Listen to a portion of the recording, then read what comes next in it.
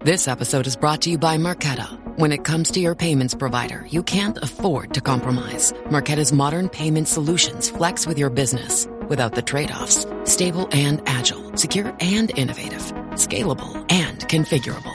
If they say you can't have it all, don't believe them. Your business demands more. Choose a payments provider that delivers more. Choose Marqeta. Visit marqeta.com/Spotify to learn more.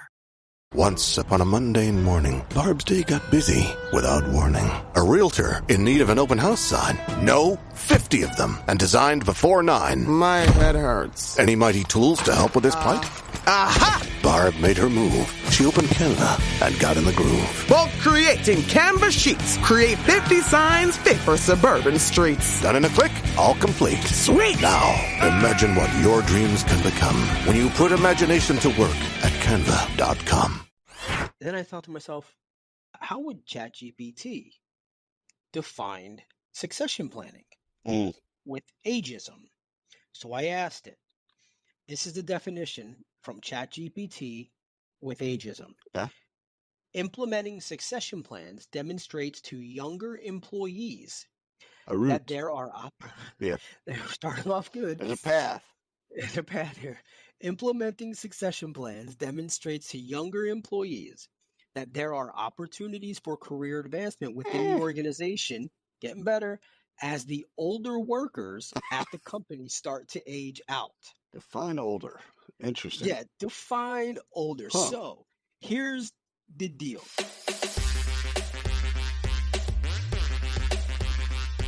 What's going on, everybody? Ryan Leary here from Work to Five. It is the BARF. It's a look at the week that was, so you could be prepared for the week that is. My laughter is because of this guy, Mr. William Tincup, who is waxing on and waxing off. All right, story time. Pitch me something. What do you got? I looked over, and you look like Mr. Miyagi at the moment.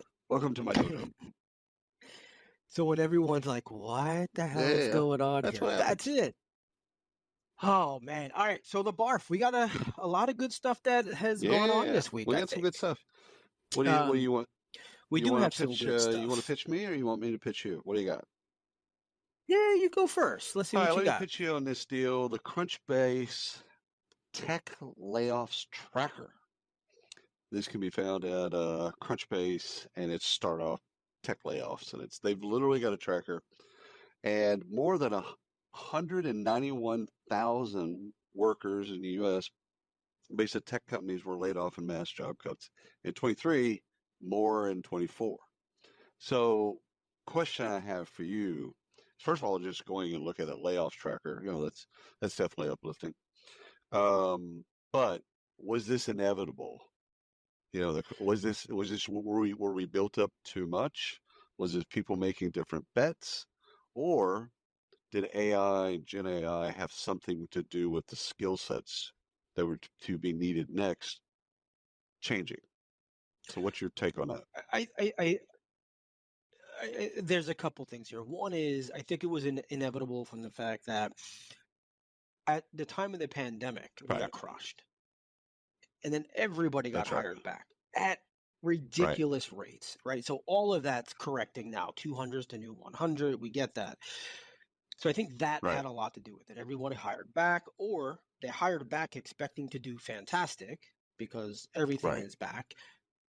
Didn't pan out that way. And so it went back down. So I think the market is just correcting itself, honestly. I don't think AI is killing us now. I don't think it's going to kill us. I think there'll be some shifts. No, I just think it's the skill set. So I agree with all of what you said. I think it's market conditions and it's right sizing. So it makes sense on that level. However, when I dig deeper into it, I think that the skills of a tech worker are changing. Because you don't have to write code. You can. I think skills of everyone. Well, yeah, but in particular tech base. So I'm just kind of wondering, if companies are pulling back from hiring, either because they can't find that specific talent, or they're just in a hold position until they kind of wait till the election, wait till the new year, let's see how this AI stuff plays out. But I believe that the 191,000 plus, I do agree with you. I think there's a market correction, an adjustment, etc. So Yeah. Now, if the stock market corrects and shoots up, well, I'll be that's its happy about highest that. right now. So I mean, it's done. It's Yeah. you know, we can't blame Wall Street. I mean, we can, but No, not, and we we will. we Not will, right and now. we can. Go ahead. All right. So last week, I think it was last week, I talked about the right to disconnect. I might have done it the last couple of weeks. Yeah, I'm a starting theme. to see a theme here. 4-day work 3-day weeks work weeks, and disconnect. 2-day work weeks. Yeah. Yeah. So, all right. So, but this is Uh-huh. different. This is because it's in the Okay. US. Okay. So I want to get your thoughts on this because now that it's being brought to light in the US, the workers' right to disconnect, is it going to happen? So it's Yeah. easy. Let's just get it out there. Common sense to make it. You're out of work, you're out of work. You're done work, you're done work. Shut it, move on. But I know you're going to have a 100%. different thought on No, this. it's all about productivity. And the company is always going to be pushing to get more productivity for less, right? So that's the company's interest is Yep. to make money. It's yield. So I'm paying you $75,000 and you get an email at 11 o'clock at night. You might perceive that as an inconvenience. The company's going to perceive that as do your job, or we'll hire somebody that will do your job. So And if the job description says 9 to 5 doesn't or matter. 8 to 6, Doesn't matter. I mean, these are the things that we say that are nice. But yeah, at the end yeah, of the day, yes, you've had corporate jobs. I've had corporate jobs. yeah, You're going to absolutely, either do yeah. the work or they're going to replace you with somebody that will do the work. That's it. You know, because they're in the business of making money. If you don't like that, well, join a nonprofit. So we're still not doing the 4-day work No, week? you can do 3 hours a week for 7 days, and it will work like that. But no, it's really, this is a lot of, you know, Gen Z and millennials. It's a lot of, I think it's a lot of Yeah, showmanship in we want to do ours the is what right it is, yeah. thing. And at the end of the day, CEO emails you at 12:30 in the night. Yeah, you know what? He or she is going to expect a response. And if you don't like that, don't play the game. Take your marbles and go home. Microsoft launches the world's first AI PC. AI powered PC built for the new era of work. So this is on, actually it's on blogs.windows.com. So you can go look at the Surface Pro 10 and kind of see what it's about, but it's all AI. And what it reminded me when I was reading about it, it reminded me of the chip war, of what chips were in certain computers years ago, like what Intel chip. I have the Core i7. Yeah, what Intel chip did you have? So it got me to think about that, like, well, what AI do you have? What AI is going to be built into your computer? You know, and built. I mean, we've done this with smartphones in terms of, you know, speech to text and stuff like that. But now we're going to be buying PCs that are AI's included. AI's in now. Based on your AI All platform. right. Now, initially, I look at that and I'm like, don't bet against Microsoft, and don't bet against Microsoft in AI. So, but it will be interesting to see. Okay, Macintosh and AI and Microsoft these are two different PC manufacturers, right? They're not going to have the same AI. I just can't see a world where they're going to both say, yeah, let's use that one.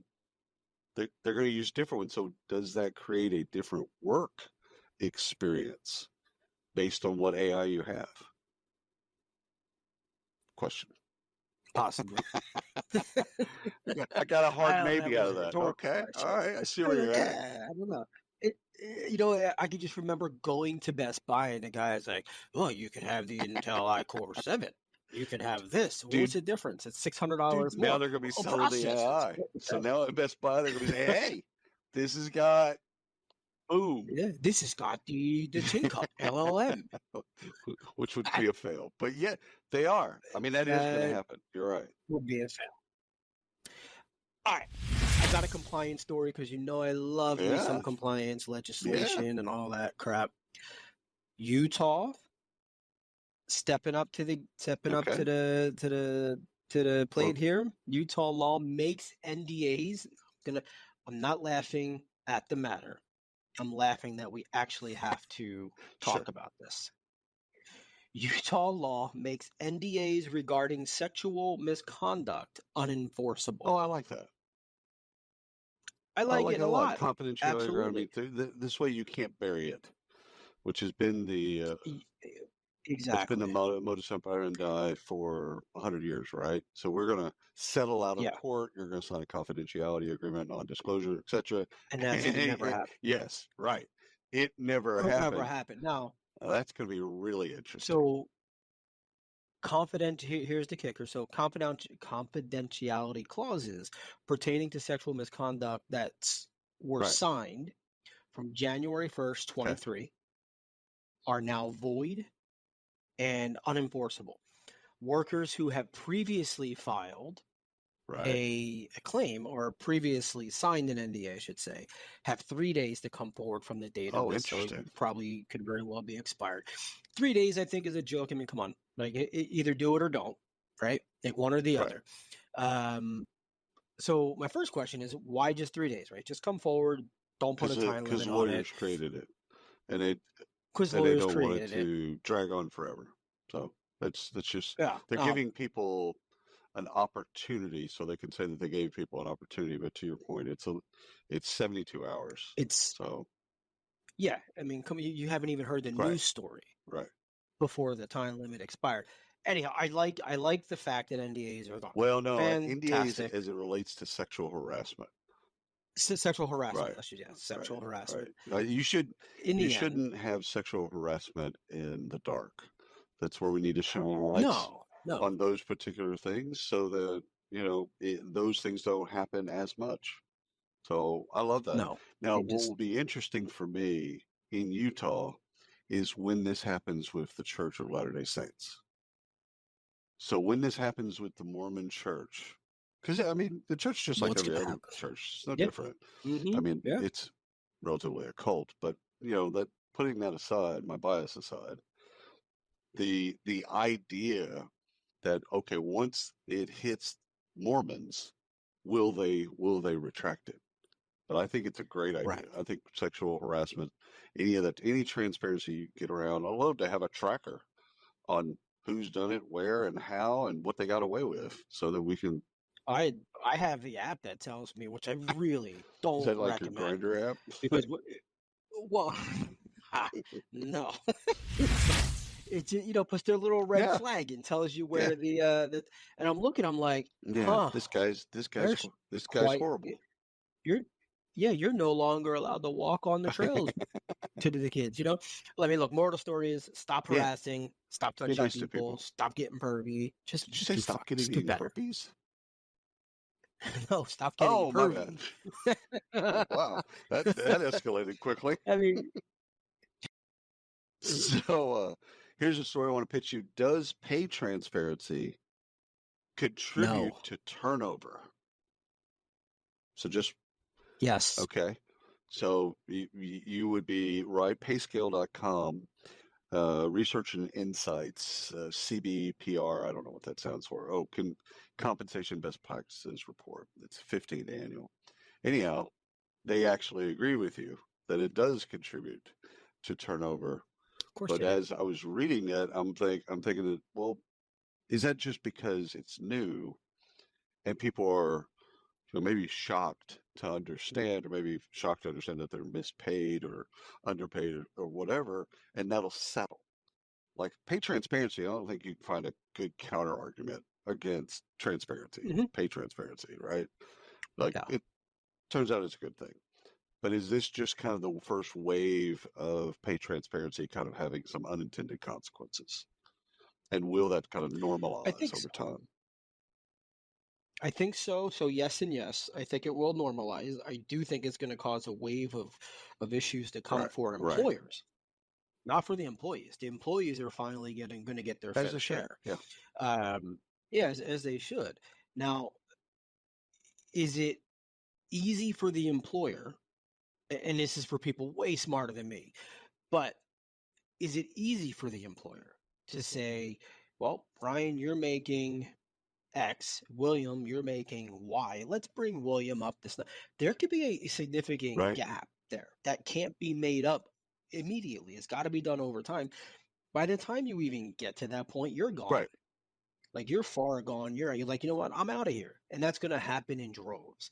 And that's okay. I think that's okay. I think that's going to cause a correction in the marketplace for employees and especially on employers. So the longer tail of it but I think that is good. Yeah. The longer tail is good. And I think that's where, I mean, we've been having plenty of conversations with marketplaces and gig marketplaces. And I think that's going to help 100%. these types of Ratings. solutions where, yeah, look, I'm not getting as much as William. We've each got 10 years of experience. Yeah. I'm out of here. I'm going to go do 4 gigs and make just as much my money on my own Miami. time. I'm taking my talents to Miami. It's just way it goes. What do you got? All right. I got some Oracle news, Oracle Fusion. I feel like I'm yelling today. No. Am I yelling? No. Oh, I feel like I'm yelling. So Oracle Fusion, which kind of reminds me of Fusion the Blades, which they need to lower their pricing. Number one, let's just start there.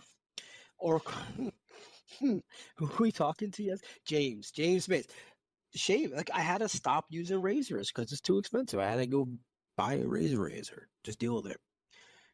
You'll never know those problems. So stop. I don't own a razor. So I haven't owned a razor in 15 years. Seriously, I don't own a razor. When I go get my haircut, which is rare, when I get my haircut, I have them do my beard. I don't own. Yeah, let's talk about I don't haircuts. own a razor. I haven't gone to get a haircut in 20 yees. I got great clips.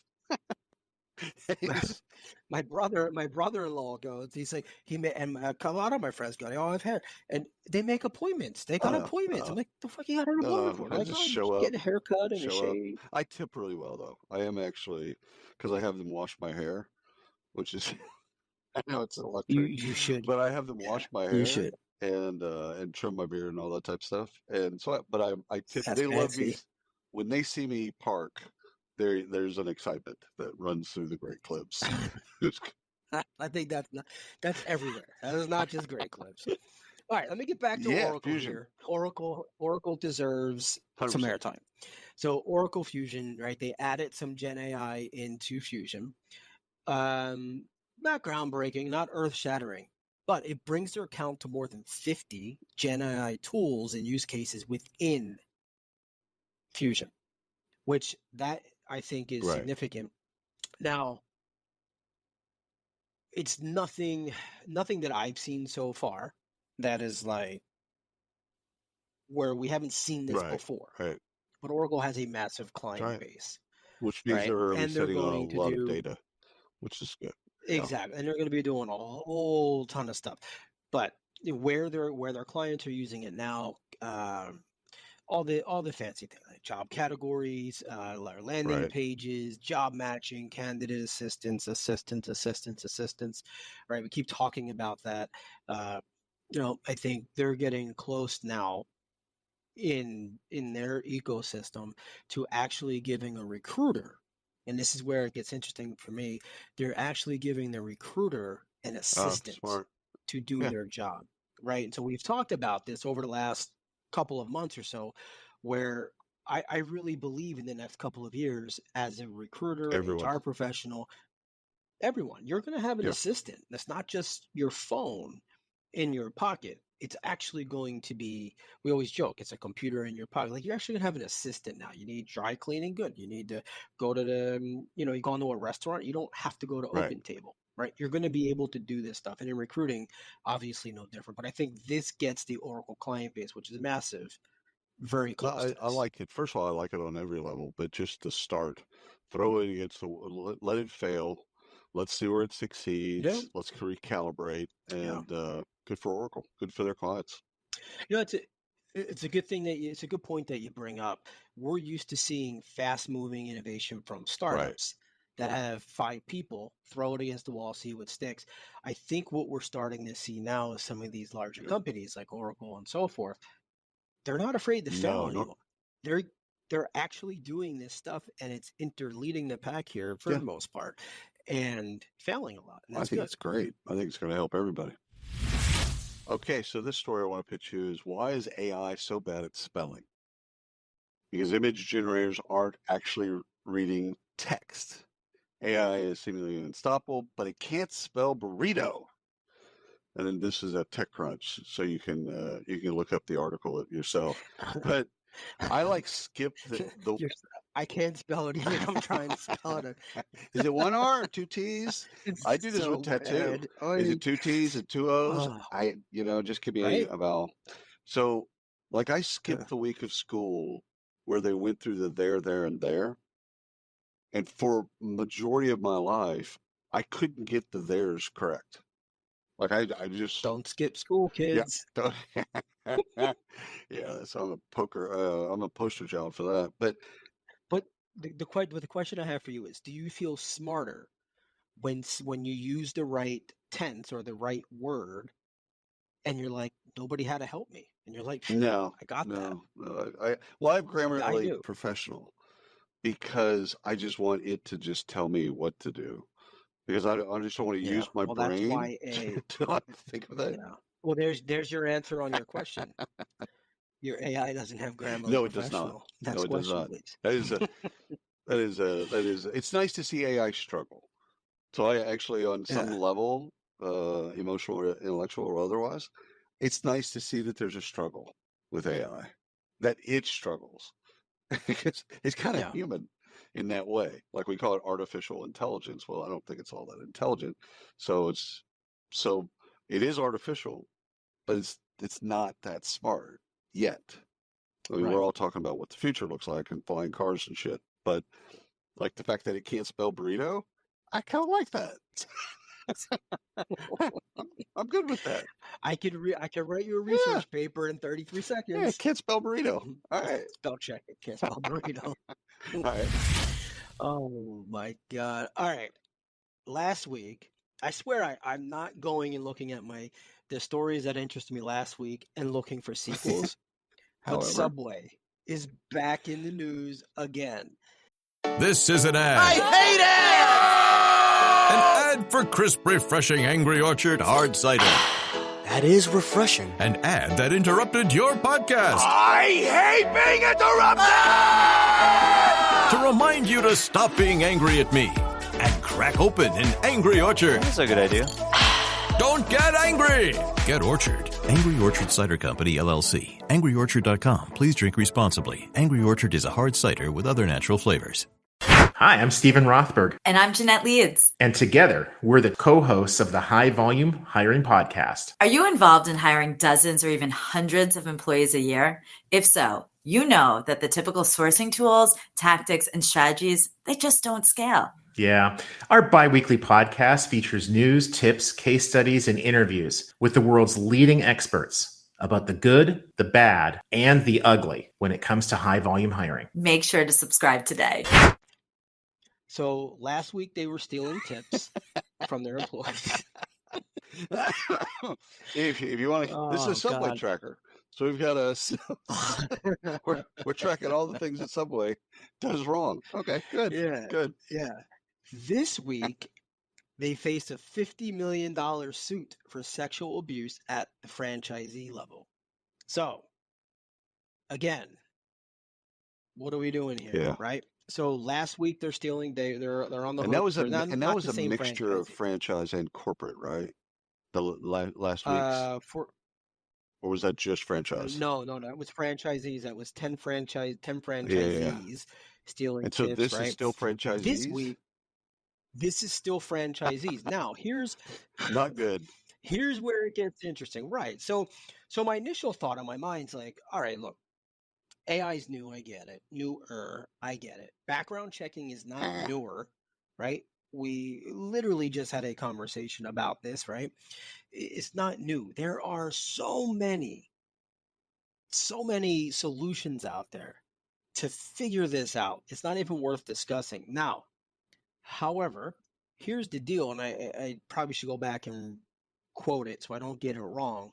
However, Subway hired this person with a past criminal sexual harassment background, brought him in as a manager in the store, and what do you think shocking, happened? Not shocking. Exactly. To me, this is real simple. Subway corporate has to do a better job of vetting franchisees and laying down ground rules. Because again, both cases, these are franchisees doing the Wild West. And that impacts all franchises, but it also impacts the corporate brand. They just need to do a better job. In my opinion, you just do a better job of laying down ground rules and not just selling your franchises to anybody. So yeah, well, it's probably most people's opinions. Now, well, here's the thing. It's the lawsuit is both to the franchisee and the brand that's just itself. A lawyer. Here's why. No, they're a joint employer. They've applied through and were background checked. Someone's got to fact check me on this, but from what I've seen, they go through the Subway corporate hiring process as they go through the franchise. I'd be shocked. So it's I'd be shocked if that's not. If that's. I mean, effort. I know that some franchises help, but I, from a legal perspective, I just can't imagine that they'd open themselves up to that exposure. Exactly. Yeah. So I think that's a lawyer and doing a land grab. Potentially, yeah. Either way, it's not right. And no, don't hire. What are they going to be in for next week? Stealing tips. Let me just figure. Yeah, this is good. Hiring criminals. All right, let me pitch this one to you. Stress affects Gen Z employees the most, according to a survey by Calm.com. So you can find this on Calm.com, the business part of it. It's the voice of the workplace report. And it got me thinking as I was looking at it, it got me thinking, what's the definition of stress? Like I've had this ongoing inner dialogue about when we were cave people, stress was not being eaten by a dinosaur, right?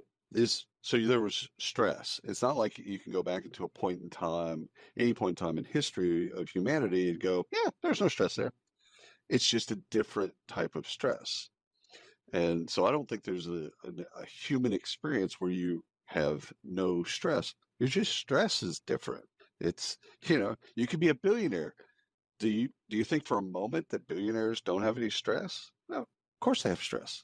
They have it's just different. I mean, I'll never know. But however, it's their stress is different. So it got me thinking, it's like, okay, so Gen Z employees, stress affects them the most. What's the definition of stress? And how are we applying that? It isn't universal, that I know. Because your definition of stress and my definition of stress are going to be completely different. Right. Yeah. So, but I found it interesting. It's like, okay, what are they stressed about? Like, it got me. It's a great report, and it's a lot of people. Again, it's put out by Calm.com, so of course they would care about stress because they're trying to de-stress people, which is a great thing, not a bad thing. It sounds like you're saying Calm.com. Calm.com. Calm.com.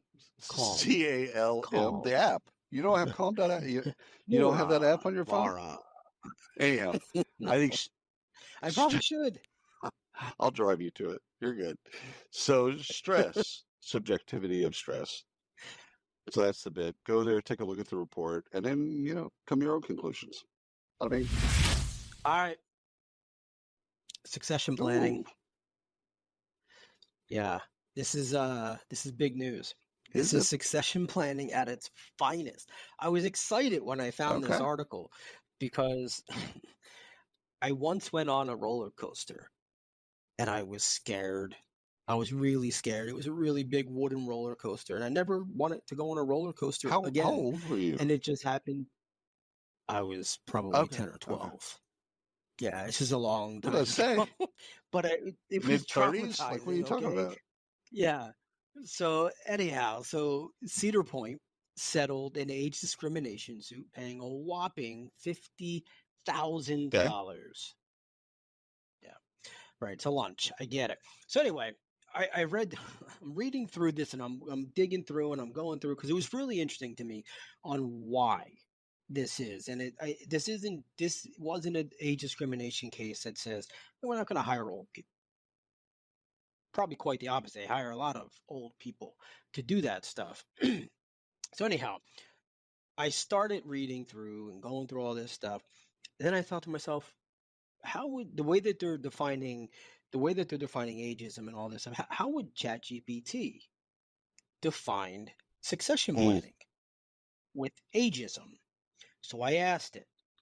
This is the definition from ChatGPT with ageism. Implementing succession plans demonstrates to younger employees that there are started off good. There's a path here. Implementing succession plans demonstrates to younger employees that there are opportunities for career advancement within the organization, getting better, as the older workers at the company start to age out. Define older. Interesting. Yeah, define older. So here's the deal. So they provide housing at below market rates for some of their employees because they need people from all over to staff the parks, right? Unless you're old. You have your own mobile home. You're good. Just plug in. Anybody who's over 30 years old was not offered below market housing. You had to pay full price because you were older. Right. So I thought that was interesting. So what do? I keep digging deeper because I thought, well, there's got to be more of this stuff. So I'm going to start off with Texas. Yes, you because should. It's actually the first one that came up. Texas-based car dealership has to pay, this is all recent, $145,000 to settle claims it fired a longtime employee after they had heart surgery. Well, that's an insurance thing too. The age, so that's the age and the surgery and all that stuff. Louisiana manufacturing plant must pay $105,000 to settle allegations that it fired a worker who wouldn't retire. A Georgia-based senior living facility for allegedly firing a 78-year-old receptionist due to her age and her disability. She wanted to work until whenever she you died. see an and, you always have to question, was it one or the other or a combination of both? So the and in that is her age and her disability. So those are kind of multivariable. So we don't know, is it age? Check. Is it disability? Check. Or is it age and disability? And even something else that wasn't disclosed. I'm kind of thinking age and disability. It could have been just straight up doesn't disability. Matter which one. I mean, it could have been. Doesn't matter which one. No. But again, if I like the clear cases of ageism, they fired somebody because they're over the age of whatever it is. Yeah. And that's. Or they didn't give you housing because you were over 30. Which again, if that's couched in terms of, hey, we're helping people under the age, right outside of college because they don't have credit, they don't have all these things, so we're trying to help early stage workers. Yeah, I see that. But it's got to be couched in different ways. An arbitrary 30 number is like, first of all, you should have your shit together by 30. I mean, most men's brains don't evolve until 30, but you should have some of your shit together. All right, I got 3 acquisitions to talk about. So Cornerstone acquires Tailspin, and Tailspin is immersive learning. So if you learning by doing. And so basically what Tailspin is an expert at is VR, AR, metaverse, simulations, etc. So you add that to what Cornerstone already has and all the stuff that they can do in learning. It's pretty good. It's a great acquisition. And I love seeing acquisitions like this because it's just smart. They could have built it. No need. Go buy Tailspin, integrate it into things, and then give your clients the ability to do immersive learning. So love that. Y'all go through all 3. Go through your funding. Let's talk money. Well, these are all acquisitions, but yes. So Culture, acquisitions, whatever. there's money was exchanged. Same shit. Culture Amp is acquiring people analytics platform Orgnostic. You can find this on cultureamp.com. Go into their news section. So think of Orgnostic as a newer multi-source analysis platform. And so what the combination of these things does is it makes Culture Amp a one-stop shop for engagement analytics. And Culture Amp is really good at engagement. That's how they started, etc. Now they're adding a multi-source analytics. And so again, this is kind of just great examples of corporate development, kind of filling in the holes. Like you can see kind of like, it's okay, we could go build that. No, let's go buy Orgnostic. And I'll do ServiceNow.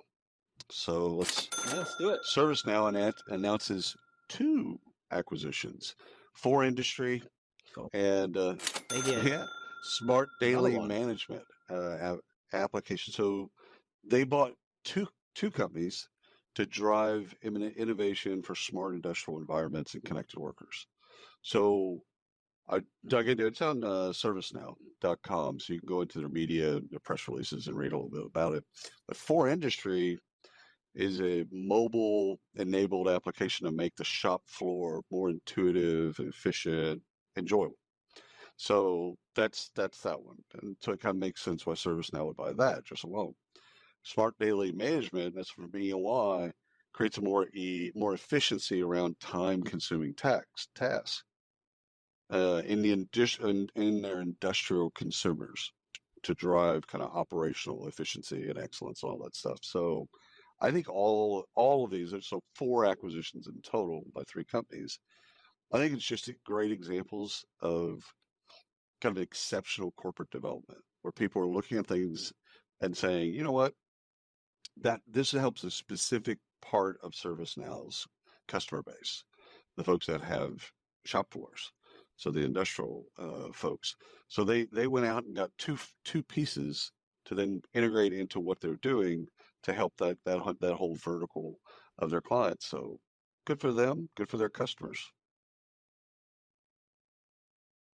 That's all I got on acquisitions. That's all you got on acquisitions. We do have a funding, but I got some research as well. So where do you want to go?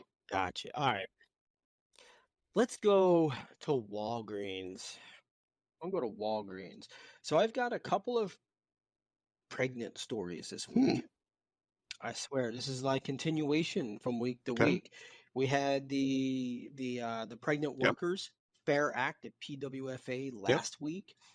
Walgreens has been smacked with a $205,000 fine. They don't have a place. A pregnant worker. They don't have a place for.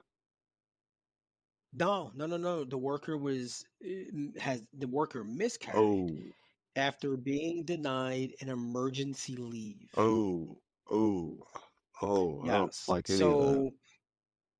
Yeah. So now, obviously, we don't know the inner workings here. However, what the article is about, and this leads into another story too, was the woman started the spot while on shift and asked to leave.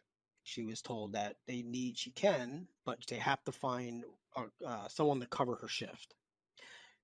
Time went by. They didn't find anybody. She asked. They still couldn't find anybody. Ultimately, she worked her entire shift. And then... this is just bad all around. There's nothing. Go without the talent. Bad all around. Your customers can suffer for whatever, the inconveniences. So what? It's inconvenient. But if someone's spotting, they got to go.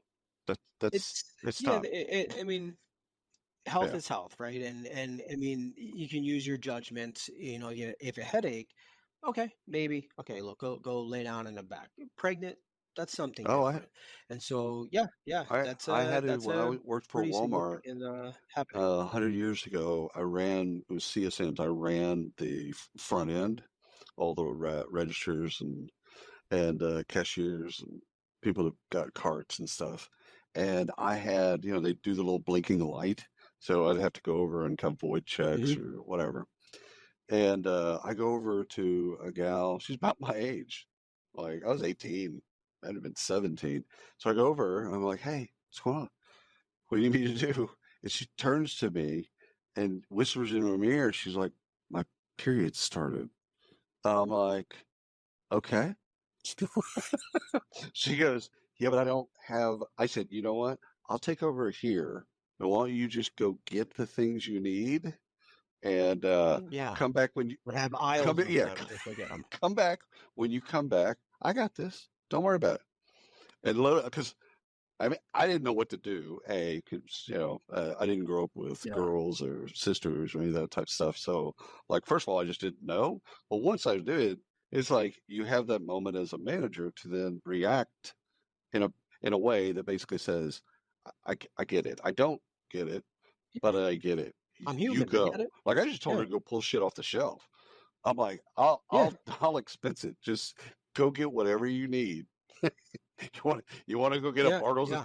Bartles and James while you're at it? Cool. Go get what you need. Do I'll it. be here. I can shut down the register. It's not a big deal. All right, let me give you Yeah. a couple. Oh, go So, ahead. yep. No. Go ahead. That's fine. We'll switch. Neurodiversity in the workplace are organizations overlooking their highly capable neurodivergent employees when creating conditions for success. You and I had a wonderful podcast with Crystal Lay about neurodivergent talent. And this is put out by eaglehillconsulting.com. They have a report about neurodivergent talent, etc. And one of the things that stuck out to me when I read was unemployment runs as high as 80% for this group when when they are working. Highly capable neurodiverse people are often unemployed. And I thought to them, like, this is just a talent pool. So you have to shift some things around. You might have to do some different things in the workplace, maybe in recruiting. But there's a whole huge talent pool, like what we talked to Crystal about. There's a talent pool we're just skipping. And so if you want to read that report, eaglehillconsulting.com, and you'll be able to find it. All right. Ted Cruz is back in the news. Did he ever leave? No, I don't know if this is actually Ted Cruz. I'm just kidding with Ted Cruz. However, what did we say last week? So Ted Cruz came up. I forget what. But this does have to do with Texas again. This is like a theme. My PWFA, the pregnant women, the pregnancy issues at work in Texas. So Texas sues the Fed to challenge the PWFA. That's not shocking. The protection for workers, yeah. So what they're saying, they're not saying that it's not a good idea. What they're saying, they are, but yes, go ahead.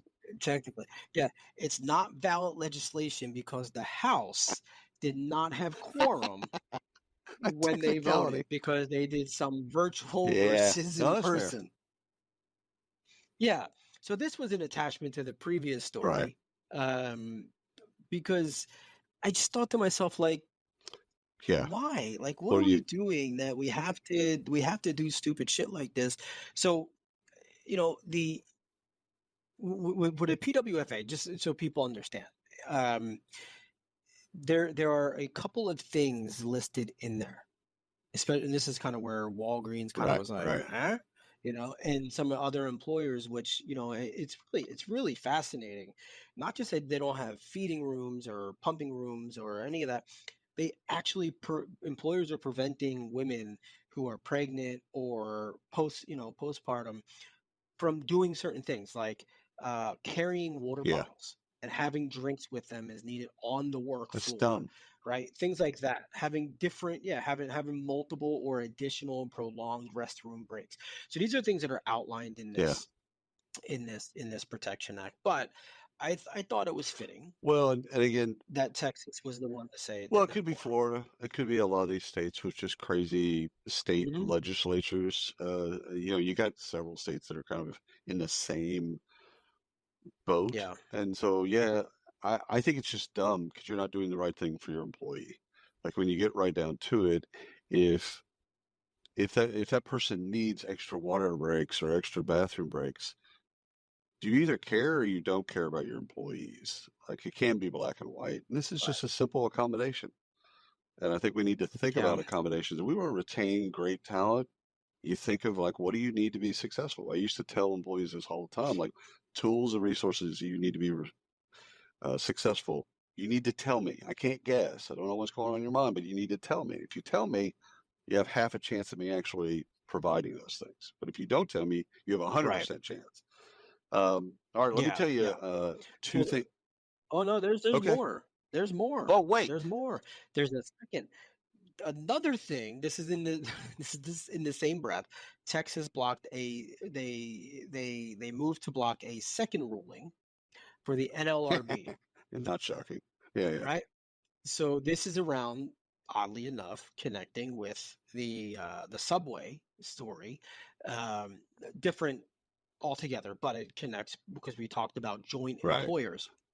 So what they're saying is that the ruling in the case was issued. Well, so what they're saying is that the definition of joint employer isn't what it is. Interesting. That actually could affect the PEO business. Who owns the employee? Who owns the employee, right? And so under the new rule, employers could be deemed as joint employers if they had an employment relationship with the employees under common law agency principles, which you have to go and find that, and they share or co-determine matters governing essential terms and conditions of employment. It's a Texas thing, man. I'm gonna have to dig into that one myself because I think that franchises are pretty well set up that when they sell the franchise, the person takes on all that responsibility. But I'm going to check into that. All right, let me give you two pay-related stories because we got about 5 minutes left. So first one is from WTW, which is Willis Towers Watson. So for people that have been in the game for a long time, that's basically who it is.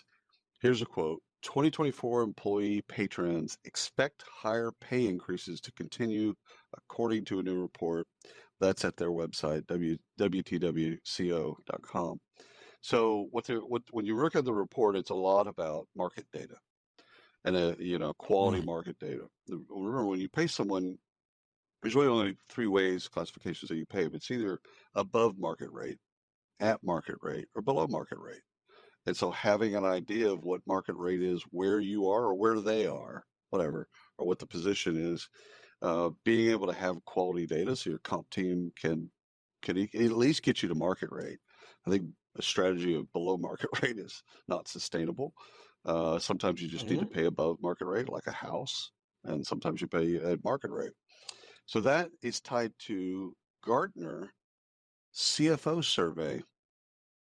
Shows employee compensation to grow faster than inflation in 2024.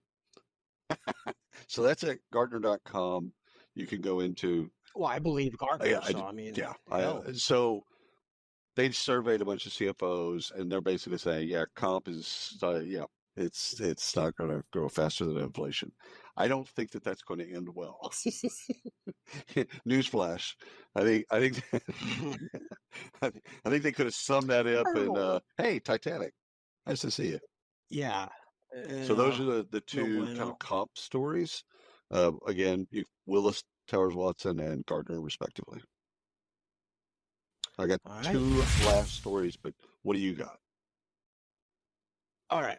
So I'm not going to go through the whole story here, but I do want to get your take on this because you do have a take on this and you're pretty avid on this. So I believe that there is a misunderstanding in the workplace, and in the headlines when we read DEI is being cut.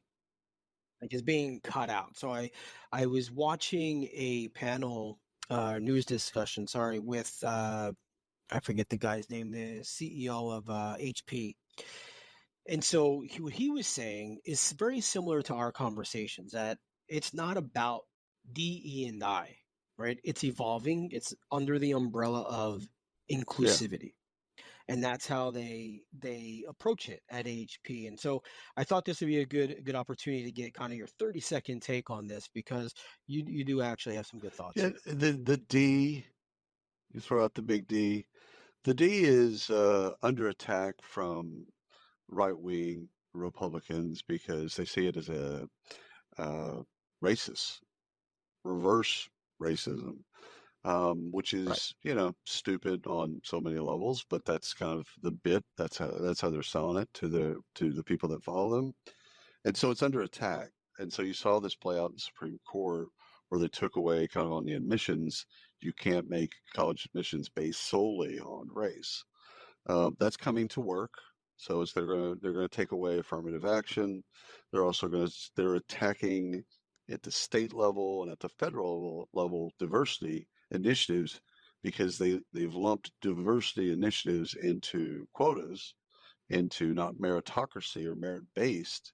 Yeah. And so that's racist, or at the very least, it doesn't set up white males for success that they've had for, 2,000 years. So the thing is you're looking for what is a winnable argument. And you can continue to make a winnable argument around diversity because I think everyone that's rational understands the importance of diversity. Sure. But if you want to just skip to the place where you can create a defensible argument, you just talk about inclusion. We're just going to include everyone, which could get you to some of the outcomes of equity and equality and belonging and diversity. But, just expect them to change that language around exclusivity or inclusivity is inclusivity with the exception of white males. So it's unfortunate that's even under attack. Mm-hmm. All right, two things real quick. White House report, which, why was I reading a White House report? Let's just start with that. White House report suggests that 10% of U.S. workers are in jobs highly susceptible to disruption from AI, performing tasks, most likely due to AI implementation. However, this doesn't imply job loss and taking over some task, leaving others for humans. So 10% seems really low. Like, this is a 2024 report. So you can go to whitehouse.gov and go look at the economic report from the president. And it just, when I saw 10%, I'm like, first of all, that just seems like a low number, which made me think, does our government have any idea what's going on with AI? Like, is this one of these deals that government, all government, not just our federal government, all government just lags? They're 10 years behind. And so they're throwing out numbers like 10%. I was like, pretty sure that's good. That the number is more like at least 60%. So go take a look at it. It's actually a fun read. I had not read an economic report by the president before, so it was a good bit. Now, this is a backstory that we should have covered a couple weeks ago, and we missed it, Brian. Well, so Workday commits an additional $250 million investment capital to Workday Ventures to power innovation. Now, they put some money into Paradox.ai. So this was before the investment into, or the acquisition of HireScore. This actually happened before that. So they're bolstering with Paradox, Hired, and with Beamery. They're bolstering what they're doing in recruiting and hot Workday recruiting. So we just wanted to make sure to go back and say, you know what, Workday commits a bunch of money to them, and this was right around the change of the CEO from Aaron to Adam. Yeah. So I don't know if that, causation or correlation, but it was right around the same timing. So that's all I have. So that's all I got. This is it. This is the bar for the week. Thank you all for listening so much. 100%. If you're still listening, subscribe and like us everywhere. We will be out at shows coming up to you soon. So if you see us out there, please, please, please say hello. And I should start saying this in the beginning 100%. Of every episode. But if you have T-shirts, sweatshirts, hats, you don't need them. Send them over. I love free things.